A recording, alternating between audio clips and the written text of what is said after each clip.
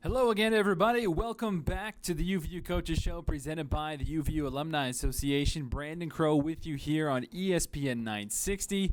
Happy Monday, and more importantly, happy Veterans Day to all our servicemen and women who have made and continue to make the ultimate sacrifice in defending freedom across the globe. God bless you. I come from a line of Army members in my family, relatives on both my father's side and mother's side. Have served in both world wars and in Korea. Currently, I have a cousin who's a drill sergeant stationed in Fort Benning, Georgia. My grandfather, who passed away just a few months ago, had a distinguished 42-year career in the Army. And I'm grateful for all the brave men and women and their families in all branches of the military, and know that all of us here in the UVU Coaches Show extend our gratitude to you today and every day. And we hope that what we can bring to you each broadcast that we do, whether it's through a radio show on the Coaches Show or whether it's through broadcasting a live game, we hope that we can bring you a brief slice of happiness and a brief slice of distraction from the things that you go through day in and day out. But again, happy Veterans Day, and welcome back to the UVU Coaches Show. Hope your weekend was great. Got a lot to catch up on in just an hour, but we'll do our best as always. Another great slate of guests for you today. We'll hear from men's basketball head coach Mark Madsen and star Isaiah White after last week's 72-55 victory over Westminster. And we'll also hear from sophomore wrestler Tate Orndorff, who had a fantastic weekend in New York, taking down both number 2 and number 3 seeds on his way to winning the Journeyman Classic. We got sound from the men's soccer team as well. They defeated Air Force Saturday afternoon at Clyde Field, clinching the second overall seed in this week's WAC tournament in Colorado. The men will take on the Roos of Kansas City on Wednesday to kick off those festivities. And the WAC Hoops Digest, Kyle Mcdonald, will drop by. We're going to make him a weekly guest on this show and break down all things WAC Hoops as we look back at the opening week of play for the teams in the conference. And last but not least, we continue to get to know the UVU women's basketball staff with assistant coach Ashley Garfield. So follow the conversation online using the hashtag UVU Coaches Show. You can also follow me as well, my Twitter handle at bcrow_88. The UVU men's basketball team ushered in a new era for Coach Mark Madsen on Tuesday night in front of a great crowd that saw the Wolverines defeat the Griffins of Westminster by 17 points. 72-55 was that final score. Now, I'd be lying to you if I said it was pretty, because it wasn't. It was a little shaky to start things off for Utah Valley, especially from the perimeter. They went 0 for 13 from 3 to start the first half. But like we talked about in last week's broadcast, and it's going to sound like a broken record, but we're going to continue to bring it up throughout the remainder of the season, it's a work in progress, and it's going to take some time, and this team is going to start clicking. We're going to hear from head coach Mark Madsen and Isaiah White after this Westminster game and what they said, but really I think based off of that game against Westminster, I think that's what this season is going to be like. That game was a dichotomy of an illusion, so to speak, of what the rest of the season is going to be like. Start off a little rusty, both teams, but mainly Utah Valley. Players trying to figure each other out and trying to get that rhythm back. But once Utah Valley was able to get themselves in transition, get their athletic abilities flowing, that's when you were able to see the true colors from this Wolverine squad really pop out. And it was a great win. Overall, 72-55. Again, that final score. Really getting those puzzle pieces put together. Isaiah White, who had a career-high 25 points on 9 of 17 from the floor, 3 of 9 from distance, 4 of 5 from the charity stripe, and 13 rebounds. 10 of those came on the defensive side. He also added 3 assists as well. This is what he had to say post-Westminster in outside the locker room on Tuesday night.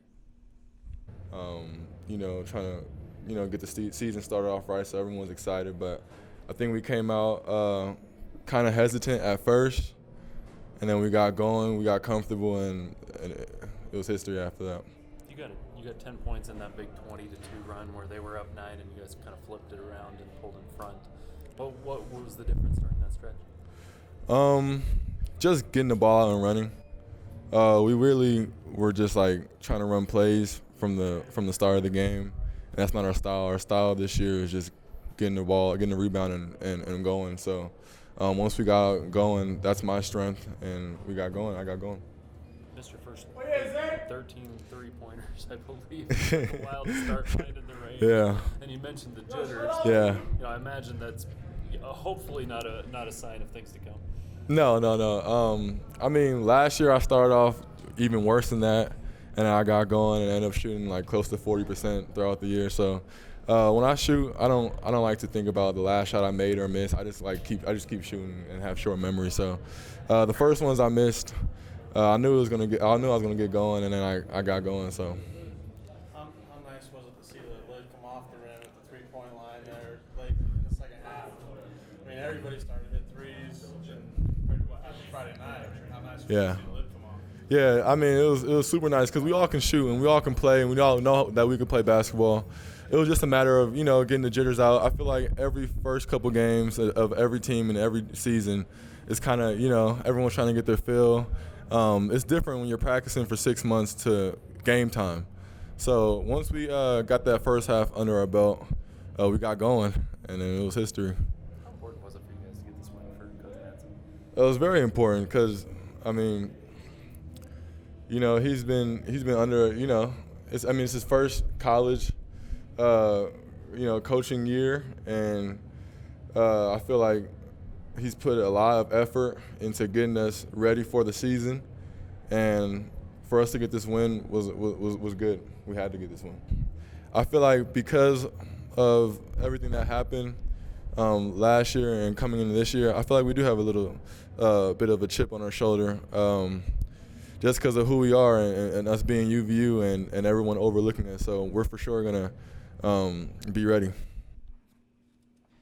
Now, it was interesting for me to see and to observe from my perspective during those questions being asked to Isaiah White, when the last couple questions were asked about Coach Madsen and going forward with the season. Isaiah, he had a change. His body language changed, and he got a little defensive and proud at the same time. It was almost as if he was trying to say, hey, that's our guy, and we're going to do our part to make him proud. So that was a cool observation for me to see, and for me to see Isaiah White emerging as a leader on the court and off the court. And you can tell that he is well respected by his teammates and by his peers. And you can tell that he loves and respects Coach Madsen. And you can already tell that even though it's been a short transition for this squad from April until now, getting Mark Madsen and his staff fully on board and getting the guys to understand really what he wants to do, it's good to see that the players have really embraced him as their coach, and you can tell that they have a genuine love and respect for the guy, and they want him to succeed, and they want to do everything that they can on their part to get him to succeed as well. As if that wasn't evidenced already by the social media posts that you probably saw, the video and the pictures that came out when they ambushed him with a bunch of silly string and confetti and even some water in the locker room after earning his first career victory. But here's what Coach Mark Madsen had to say for himself after his first victory on Tuesday night against Westminster. Getting started that way. Yep. Talk about the way the boys played. Well, I think we got off to a little bit of a slow start. But after that first 5 or 6 minutes, the ball was moving. Guys were sharing the ball. People were making each other better. Our defense turned up to a whole nother notch. I thought Isaiah White obviously gave us a huge boost on the glass and attacking the rim. Ege got the ball moving. Really, everybody that stepped on the court did a nice job for UVU. What's that like when it's such a slow start, and you don't want to give it, Westminster team, momentum. Yeah. But you also need to stay the course and let the boys kind of figure things out. What's that like as a coach? Well, I think part of the reason why we started slow, our communication was bad. And so we'll talk about that. We'll rep it. We'll work on it, and we'll improve on it. But I was really, really happy in terms of once we found the rhythm, the ball was flying around, guys were making the extra pass. There was a lot of unselfish basketball going on out there. I thought our big guys did a nice job. Between Brandon Morley and Emmanuel, 10 blocks. 10 blocks combined, they each had 5. And so they did a nice job controlling the paint and really adjusting, making the adjustments that we were asking for. How nice was it to see Brandon get going there in the second half with the struggle he had Friday and then the start of this game, and finally really get going and show us what Brandon Averett's capable of. Well, anyone that's been in the practice gym knows how great of a player Brandon Averett is. And so there's going to be a process for everyone. People need to remember Brandon has not played in a competitive game like this in over a year because of the rules needing to sit out. And so I thought once he found his rhythm, I mean, in the second half, he was as aggressive as I've ever seen him. But the thing is, he's even better than what he showed tonight. Brandon's a special player, especially when he's in attack mode.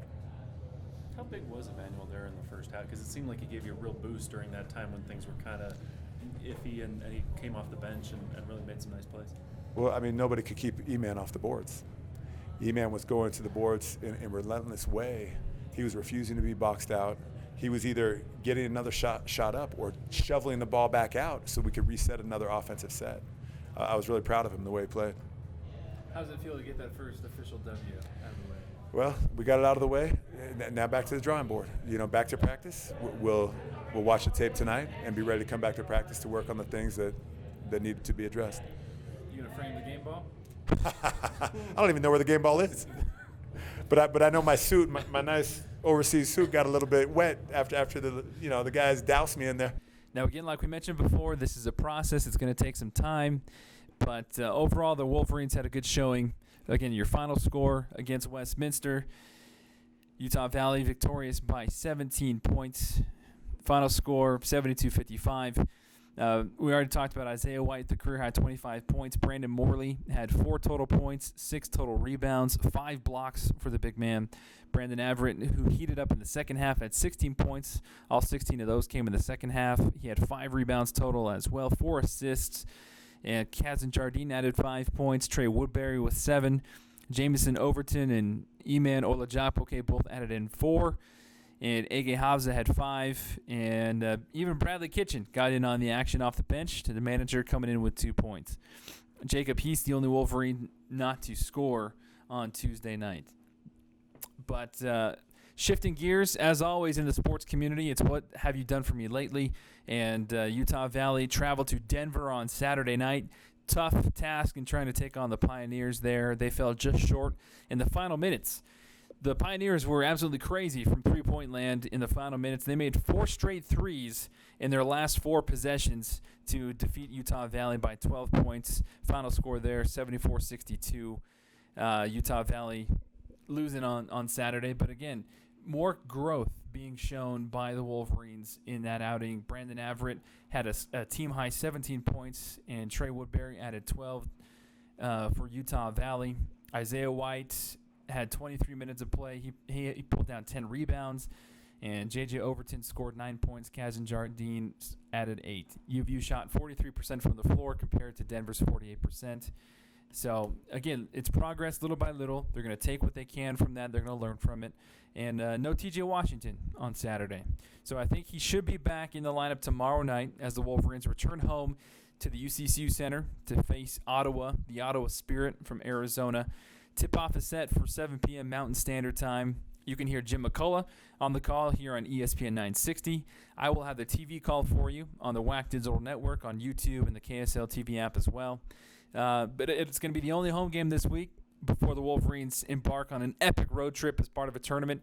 They will take on UAB in Birmingham this Friday, and then 3 days later return to Lexington, Kentucky to take on the Wildcats. And that'll be on Monday, a week from today, and you can watch that on ESPN2. So lots of stuff going on for the Wolverines in this basketball season. Again, hitting the ground running here at Utah Valley. But we're just getting started here on the UVU Coaches Show, presented by the UVU Alumni Association. We'll be right back with WAC Hoops Digest, Kyle McDonald, right after the break. Here at Intermountain Healthcare, our doctors have experience treating young athletes, professional athletes, and the athlete next door. We treat everyday injuries, sports injuries, concussions, total joint replacements, and everything in between. Come visit our board-certified physicians and surgeons here at Intermountain Healthcare's Utah Valley Orthopedic and Sports Medicine Clinic. We're committed to keeping you moving.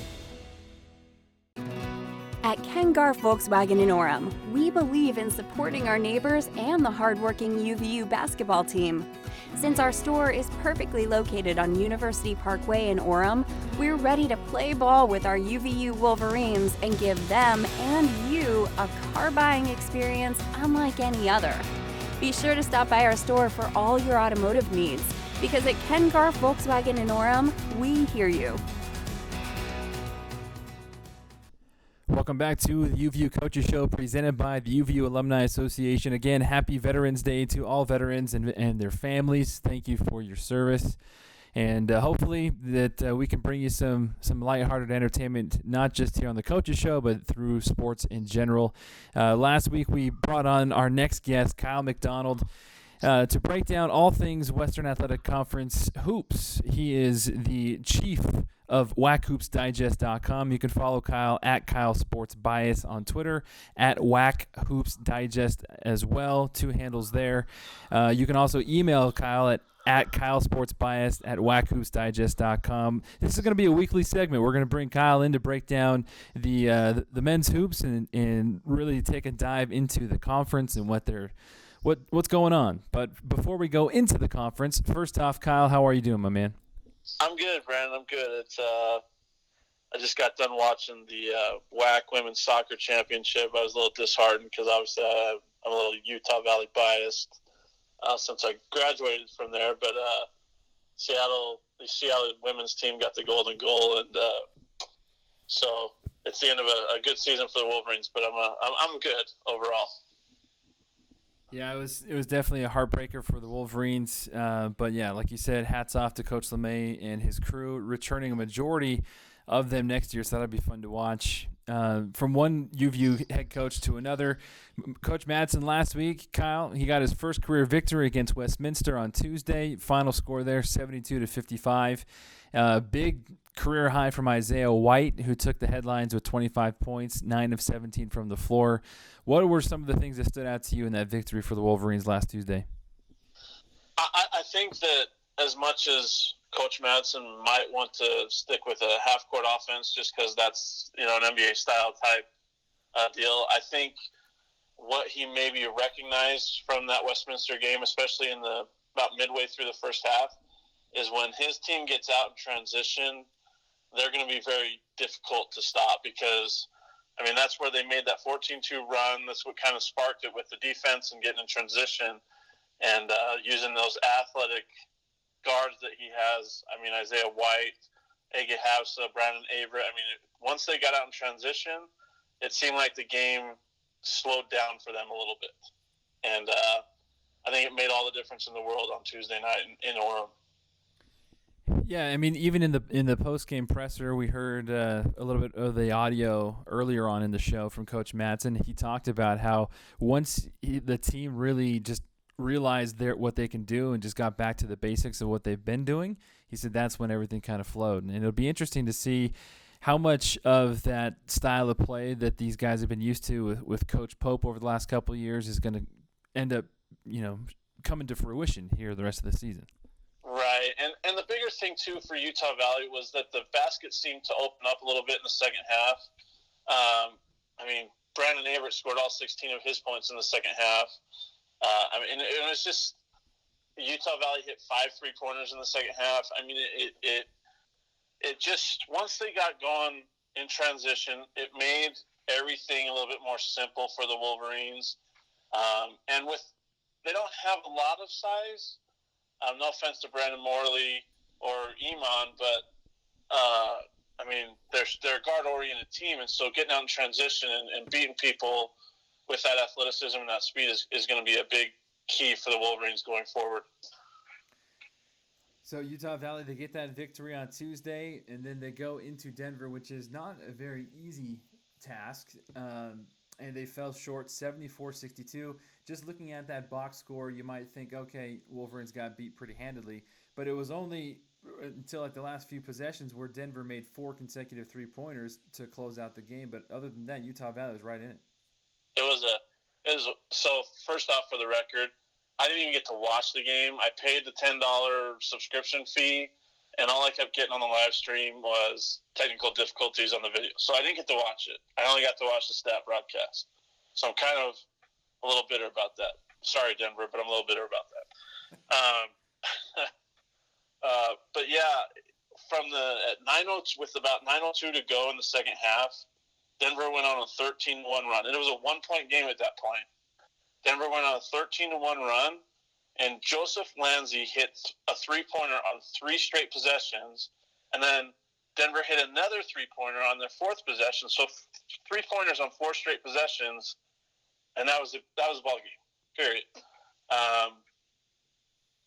It was just a run at the wrong time for the Wolverines, and they couldn't manage it. And I mean, like you said, it's not an easy place to win at Denver, but that run late in the second half, and really by one player, I mean, it was hard to watch on the stat broadcast, 3 after 3 after 3, and UVU had no answer there. And you're listening to the UVU Coaches Show here on ESPN 960, presented by the UVU Alumni Association, talking with Kyle McDonald. Follow Kyle at Kyle Sports Bias on Twitter. Also follow at Whack Hoops Digest as well, WhackHoopsDigest.com. So it'll be interesting to see how the Wolverines will roll into this next week. They have a home game on Tuesday against Ottawa from Arizona. And then after that, it's going to be just a crazy trip for them. They're going to go to Birmingham, Alabama to take on UAB on Friday, and then go back to Lexington to take on the Wildcats of Kentucky on Monday, November 18th, before coming back home Thursday, November 21st to take on Lamar. So it's going to be a crazy stretch, and this game against Ottawa should be a victory here for the Wolverines, bluntly speaking. It's another one of those non-Division I opponents. I believe Ottawa is a NAIA school, perhaps. I know that the women's basketball team at Utah Valley played them a couple of years ago in an exhibition.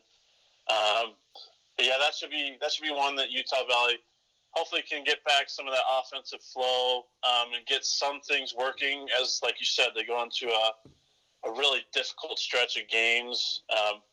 And I will be at Kentucky on the 18th. I'm excited. My wife and I and my cousin and his wife are going to go out there for that game. Fantastic. So we're excited about that. But it's good to have this game prior to this big weekend coming up for the Wolverines, and we'll see what changes have been made on Tuesday night. Now, as far as the Western Athletic Conference goes, first official week in the books. I know Cal State Bakersfield, they had a loss. Seattle U had a loss. Chicago State had a loss. Kansas City Roos had a loss. UVU had a loss. So that team, those 5 teams right there, putting an 0-5 dent in the conference, didn't have a good weekend. But there were some teams that did have a good weekend and looked pretty good too. Were they not? Well, it's tough to, people look at the box scores for certain games and be like, yeah, that was great. They played great. But I mean, on Tuesday night, there were only 2 teams that played Division I opponents: Cal Baptist and UTRGV, who went up and lost at South Dakota State to open the season. And then, everybody else played a non-Division I opponent, did what they were supposed to do. Well, I shouldn't say everybody did what they were supposed to do. Obviously, Grand Canyon had a huge letdown against a Division II opponent in Davenport. And here's the worst part. Here's a couple things from that game. Okay. Davenport lost to another Division II school by 50 points a couple nights earlier. Okay. Davenport led from start to finish against Grand Canyon.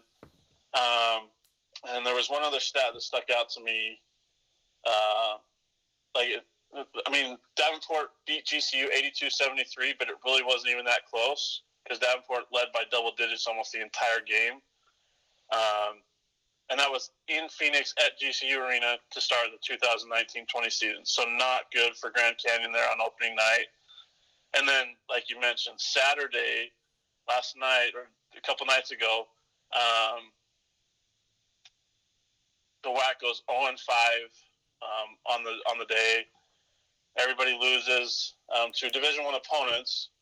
But probably the worst one, a couple of bad ones. Like you mentioned, Utah Valley lost at Denver. Seattle lost at home to Eastern Washington. I mean, it's just there's some games that you're thinking those are winnable games for WAC teams, especially with expectations coming in, and it just doesn't happen. So it puts kind of a mark on the conference as a whole for right now. But these teams will bounce back, and I mean, it's 2 games in the season, so we don't know a lot about the teams. Some shooting problems for Seattle. Utah Valley just got into a full offensive flow. The most entertaining game was probably Cal State Bakersfield, like you mentioned. They lost in double overtime to South Dakota State, on Saturday night. Had a chance to win in both overtimes, but just, couldn't hold out the Jackrabbits. So, and I would probably say the biggest disappointments thus far is Grand Canyon. I mean, they're 0-2 with all the hype and the expectation there. Like I said, they lost to Division II Davenport, and then they lost at home on Friday to Illinois, and they really got dominated in that Illinois game. They got out-rebounded by about, let's see, the Illini out-rebounded them 52-26. The Illini also owned the paint with, they had 20 offensive boards, so that just says it right there. So we'll see going forward, but the conference teams have to win games that are winnable, especially against like a Denver or against an Eastern Washington. So we'll see how these teams bounce back this next week. Right on, right on. All right, Kyle. Thank you as always. Great stuff, man. All right, thanks, Brandon. Okay, we'll be right back with more on the UVU Coaches Show presented by the UVU Alumni Association right after this on ESPN 960. Hi, this is Tim Branscombe from Sierra West Jewelers, the Doctor of Diamonds. Anniversary sale, 40% off many items, where you get the lowest price and a price match guarantee with 42 free services. Sierra West Jewelers for 42 years. Buying a home can be a stressful process, but it doesn't have to be. And I should know. I'm a UCCU home buying expert. Think of me as your personal home buying advocate, a mortgage loan professional dedicated to your home buying experience from start to finish. And with UCCU's low rates, you may qualify for more house for the same payment that you could with other local lenders. So if you're thinking about buying or refinancing a home, talk to UCCU. It's what we do. Equal Housing Lender, NMLS 407653, federally insured by NCUA. Welcome back to the UVU Coaches Show presented by the UVU Alumni Association. Great show so far, and we continue to dive further into the depths of Utah Valley athletics, and another fantastic weekend for Utah Valley wrestler Tate Orndorff, the sophomore heavyweight, took out number 2 and number 3 on his way to winning the Journeyman Classic, and is just continuing the tradition, the rich tradition of excellence for wrestling at Utah Valley University. And I know Tate was traveling a lot this weekend, and we are grateful that he's able to take the time to be with us. How you doing, Tate? I'm doing pretty good. I'm pretty sore. Yeah. I'm feeling it right now. I bet you are. So Tate, for those that may not know, like what is the Journeyman Classic, and what exactly happened for you this weekend? So the Journeyman is pretty unique in the way that they do the bracketing. So it's just a beginning of the year tournament, and so they do a couple duels on Saturday, and then on Sunday there's a tournament, but instead of doing like a traditional like 16-man or 32-man bracket, they separate the kids by ability, and they put them into pools where they wrestle. You'll wrestle like 2 matches on your pool, and then you'll have a crossover for the finals. And so I wrestled 2 matches, and then I won those 2, so I wrestled for the finals in that crossover match. So there's about 6 kids per pool, but they're all your ability. Gotcha. So you were a perfect 3-0 on the day in your weight class to cap off the opening weekend. Yeah. So I had 2 matches in the morning, or the beginning in my first pool, and then able to wrestle in the finals. How do you get yourself psyched out for a wrestling match? I'm actually not one to get really psyched out. calm. I'm mainly just support my team and watch my teammates. I really like watching my team and watching them battle. And then when I'm about like 4-5 matches away, then I start thinking about my match and, get warm and get loose, and then just thinking about competing. So how do you stay calm in an environment like that? I think it's mainly just experience. I've wrestled thousands of matches, and it's like I've just done it a lot of times. And now that it's like the higher level, nothing's really changed. It's the same thing. It's just stay calm. I mean, you just wrestle as hard as you can, and whatever happens, happens. You win, you lose, you lose. So it's like if you just go out there and compete, there's nothing really be worried about. Gotcha. So where did wrestling first start for you? So I started when I was little through my dad. I was like, I don't know, I've always been around it, but I was probably 3 or 4. I don't know. I don't really remember. Just always been around it. My dad was a wrestler, and I have 3 older brothers, so we always were wrestling with each other. That sounds like a perfect combination for you to have built-in practice every day. Yeah, me and my brothers are always scrapping. So are you the best wrestler in the family? No, I wouldn't say that. My dad, he was an NCAA finalist, so, I mean, I haven't done that. So I guess I'm not there. You haven't done that yet? Not yet. Not yet. Soon to come. So did you ever grow up watching like WWE or anything like that, just for fun? No, never. It's more of like I don't know. A lot of fighters go into that more, like UFC, MMA type of. I don't know. I know that some guys do that, or bodybuilders go into that, but okay. Not very much of a crossover with like collegiate wrestling. I was just curious to see if those collegiate wrestling households, if that was frowned upon to be watching WWE or anything like that. I mean, I don't know if it'd be frowned upon, but I'm sure if we turned it on when we were little, my mom would have been wondering what we were doing. She probably wouldn't have liked it. So this Journeyman Classic, it was held in New York, was it? Yeah, it's in New York. So now that's a lot of miles for you, considering that you just were days removed from competing for Team USA at the U23 World Greco-Roman Championships in Budapest, Hungary. Yeah, so I was in Budapest last week. I flew home on Monday. It was actually 30 hours of travel from Sunday to it was actually Monday morning with the time change. So I got home Monday night, but it ended up being like 30 hours of travel. I actually wasn't planning on coming to this tournament, and then I just like felt good and wanted to compete, and it worked out to where I could come still. Man. So what was that like being in Hungary, competing for the USA U23? Is that just another walk in the park for you? No, actually, it's an incredible experience. Like, I didn't do as well as I thought. I lost to the bronze medalist, and it's single elimination at the international level, so I was out. But it was just phenomenal it's the world tournament. It's being with literally the best guys in the world and being able to be there and represent UVU, and it's just a phenomenal experience. And I went in there expecting to medal, came up short, but I learned some amazing things. I just competing at the high level and losing to high level kids is always good. It always makes you better. Was that the first time that you've ever been out of the country?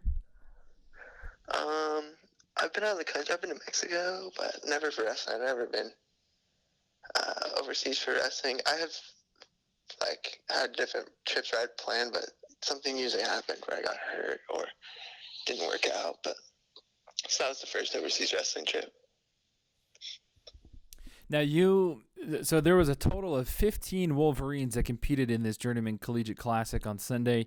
5 were undefeated besides you, freshman Will Edelblut, Cameron Hunsaker, Nick Reno, Trace Trussell. They all went perfect 3-0.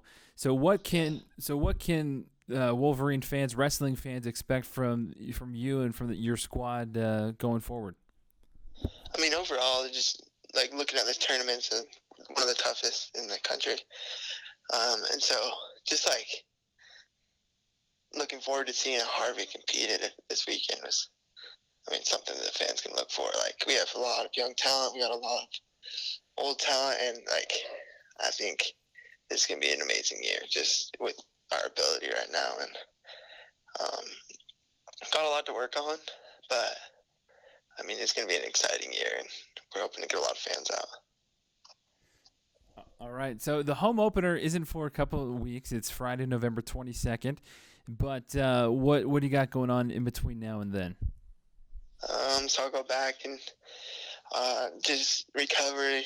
After a hard tournament, you got to take some days to maintain your body, make sure you're not getting hurt. And then it's back to training, look back at film, analyze like what you can do better. There's a couple points that I need to get better at because I got tough duels coming up in 2 weeks. So just reanalyze, refocus, and get ready for the next one. You mentioned recovery. What's that like? A lot of times you active recovery will run, light runs or stretch, and just working with the trainers. We'll wrestle too, but we won't go really hard. So it'll take about 2 days off of hard practice, but just active recovery just to get your body back. Well, congratulations, man. That's a heck of a lot of traveling that you've done, and to be competing at the level that you did, that's just phenomenal. So congrats on the accolades, and wish you nothing but the best, and we'll keep tabs on you throughout the remainder of the year. Thank you so much. I appreciate it. We'll be right back with more here on the UVU Coaches Show presented by the UVU Alumni Association here on ESPN 960. Get-Vivid.com and get swaggy with it. When your company needs to stand out. Shirts, hats, jackets. Yeah, get swaggy with it with Vivid. When your company needs a branding boost. Backpacks, mugs, pens, trade show giveaways. Get swaggy with Vivid. I'm Mark McSeveny with Vivid. From concept to doorstep, we do it all. Yeah, baby. Get swaggy with it. Online at get-vivid.com. And get ready for great service and Vivid apparel, print, promos, signs, and graphics. Mom? Dad? Together you were my first words, my first loves, and my first kisses before bed. Someday you'll be there for my very first date. When I lose my first tooth. You can be there for my first ballet recital. My first science fair. And you'll hang my first art project on the fridge. So please, be careful at work so you can be there for all of my firsts. A message from WCF Insurance. Protecting Utah workers for the past 100 years. Be careful out there. Final segment of the show on a Monday. Happy Veterans Day once again to all of our servicemen and women out there who are tuning into the show or who are just, there's somebody that you know and that you love. Extend a hand of gratitude and embrace. Make a phone call. If you see somebody on the street, say thank you. We can't say enough how grateful we are to live in the land that we do and to have people like the men and women that we do protecting our freedom across the globe. We like to thank our unofficial sponsor, Nesquik. We like to embrace their motto of spreading the wealth, sharing the wealth here on the UVU Coaches Show, talking about all things Utah Valley athletics. And it was a great day. It was a great Saturday for the men's soccer program. They concluded their regular season play at home on Saturday with a 4-1 victory over Air Force. Coming into Saturday's game, Air Force was right behind Utah Valley in the conference standings, sitting behind Utah Valley in third place, Utah Valley in second place, and Utah Valley needed at least a tie or a victory to secure that second place spot heading into this week's conference tournament in Colorado, and Air Force needed a victory to overtake Utah Valley as far as points go to take over that second place spot. And it was a crazy game. And really, it was scoreless throughout that first half, and it was scoreless all the way up until the 55th minute before the Falcons got a goal from Tristan Traeger. Traeger got his head on the ball right in front of the goal. Mitch Jensen came out trying to make a save. The ball sailed on him. I think he misjudged the spin of the ball to his left. It came out of his spot, and then the Falcons were able to head the ball back into our goal. And with no official goalie, nobody to use their hands, Tristan Traeger just came in for Air Force, flew in with a header, and was able to put the Falcons on board 1-0. Traeger leads the WAC with 13 goals, and Blake Frischknecht had something to say about that, but Zach Moss got the equalizer in the 69th minute on a toe poke that ricocheted off the goalkeeper, and that was Moss's career-high 6th goal of the season and 4th straight game with the goal, and this is what it sounded like. Longmire's toss, looking for Caprio. This one gets past Likewise. Takes a deflection, gets past Likewise, goes into the back of the net. And we have an equalizer, but the officials are going to come talk it over. And Greg Moss is running down toward that corner trying to see what exactly is going to happen here. We'll see if these referees have a discussion. It's probably just going to be an offsides call, I would guess, is the thought here. Calls the goal. The goal stands. Utah Valley gets their equalizer in the 69th minute. Zach Moss gets a toe on it, gets it past Likewise, and ties this ball game back up 1 apiece. And so after Zach Moss got the equalizer, Blake Frischknecht's game-winning goal came in the 78th off of a free kick from just outside the box. And this is what that sounded like. There is a gap in that wall. Frischknecht trying to chip it through. Frischknecht finds goal number 11 on the season. Second for the Wolverines here today. Utah Valley on top 2-1 in the 77th. Blake Frischknecht continued his magic again on Saturday at Clyde Field. Blake Frischknecht had a brace, scoring 2 goals within 33 seconds. Here's the second goal. Vargas flicking it up. Blake Frischknecht, can he get there in time? Frischknecht with the chip. Frischknecht! Second goal, back-to-back for the Wolverines. More Frischknecht magic. The magician from Las Vegas strikes again. Utah Valley 3, Air Force 1 in the 79th.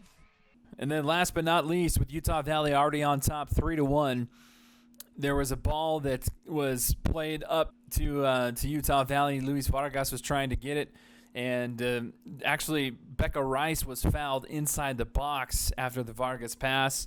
Becca Rice goes down, earns a penalty kick, and Aaron Caprio, who was a magnificent story if you haven't heard about Aaron Caprio's story, last year, senior season, first game at home, breaks his femur, season-ending injury. Everybody thought he wouldn't be able to play soccer again, let alone come back and play next year, which is this year. And miraculously, he was able to recover, train his butt off, and put himself in position to come back, and has been fantastic for this squad. And he had a tear-filled, emotional penalty kick. He ran up and he took the ball from Vargas, and he said, "Hey, let me have this one." And Vargas obliged, and this is what that goal sounded like.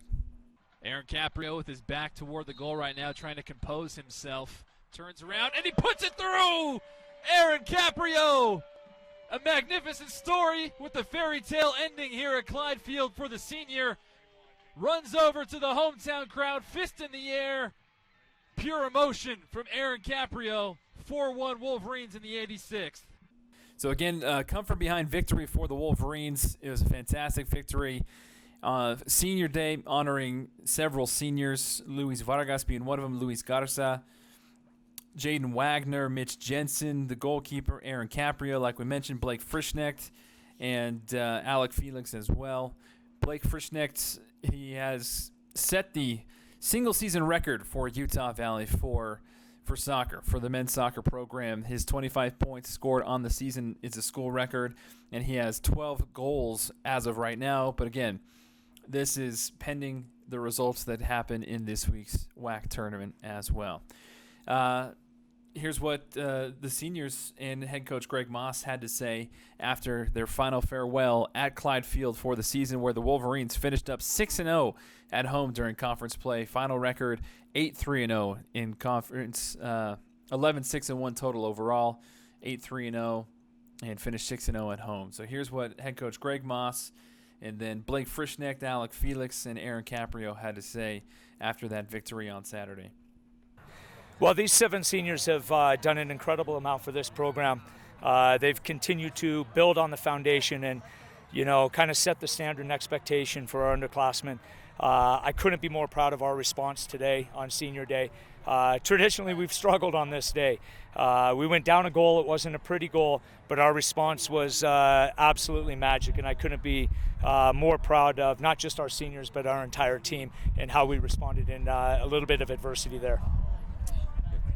We talked on the broadcast about adversity and how a handful of guys on this team have come back from injuries. What does that say overall about this team, about this mentality? This team has incredible mentality, determination, grit, resiliency. We've sacrificed a lot. We've spent a lot of time in the training grounds and in treatment, trying to stay healthy. We've been relatively healthy all year, but we've fought for each other. And this team truly is a family, and the way we fought today is next man up. And you know what, I just couldn't be more proud. We've got great momentum going into the tournament next week, and certainly I think we're a team to be reckoned with next week in the WAC championships. You know, it feels really good. It's been a long time coming for us to finish out a good senior day like that. We went down the first half, so we had to work for it for sure, but it pays off. This team knows how to grind. We know how to work very, very hard, especially when our back's against the wall. That's what we did today. What has Utah Valley meant to you? It's been everything. It's been great. You know, I wasn't sure where I'd be going after my mission, but it's been the perfect place for me. I mean, it feels great. Last game on Clyde Field, unless we make a run in the WAC tournament and end up hosting an NCAA tournament game, but you know, it means a lot. I mean, I probably still got a couple more, so I mean, that's the game, and I got to get better, but I think we've got good momentum going into next week. Yeah. It's special because it's on my only home goal ever. The only time I've ever scored for UVU has been on the road. And so for me, scoring here at home on senior day was super, super special. And you know, be able to celebrate with my teammates and the fans, even more special. Aaron, you've had a tremendous comeback. What did this season mean for you personally? Everything. You know, I tell my wife, I tell my family, I tell my teammates every day, you know, this means everything to me, you know, and being able to come back the way I have, and not only coming back, but playing and being a part of this team has been truly special and something I'll cherish for the rest of my life. You guys set yourself up very nicely going into next week's conference tournament. What are you expecting next week? To win the WAC championship. You know, this program has not yet to do so. We've won the WAC regular season, but to win a WAC tournament championship, we haven't done yet. And with the team we have, the caliber, the depth we have this year, there's no reason that we should not win this. You know, we know that we are the best team in the conference, and that we should be the ones heading on to the NCAAs. Congratulations. Thank you. Congrats. So best of luck to the men's soccer program. On Wednesday, they take on the Kansas City Roos in the first round of the WAC conference tournament in Colorado, and we'll be rooting for them. The ladies fell yesterday in Seattle in overtime in the championship match against Seattle U. It was almost deja vu from a week prior where Utah Valley fell to the Red Hawks in their final regular season matchup as well in overtime on a golden goal. Utah Valley struck first. Amber Tripp had a beautiful goal, and Utah Valley led 1-0 at the break. And then with minutes left in regulation, Seattle U was able to find an equalizer to force overtime. And with about a minute or two left in that first overtime period, Seattle U scored a goal and was victorious. So the women's soccer team, they close a chapter in their books as their season comes to an end. But fantastic careers for Hannah Bruce, for Bree Hatch and Allie Hara. Bree Hatch coming over from BYU the last couple of years. Allie Hara coming to finish up her final season here with the Wolverines, coming over from San Diego. And Hannah Bruce playing here all 4 years. Been fantastic ambassadors for the sport on and off the pitch, and wish them nothing but the best going forward, along with the other seniors for the men's team. So that will do it for our UVU Coaches Show here on Monday, Veterans Day. For all of our hardworking staff and crew behind the scenes, I am Brandon Crow, again saying so long and farewell until next week on the UVU Coaches Show here on ESPN 960. Happy Veterans Day. Wolverine Crossing is Utah Valley's premier student housing. This summer, we remodeled every single apartment, from brand new flooring to shiny new quartz countertops. You'll fall in love with your new apartment. Our award-winning Resident Life program is unrivaled, with over 30 events throughout the year, weekly giveaways, and an unbeatable social life. Come see for yourself why Wolverine Crossing is home for you.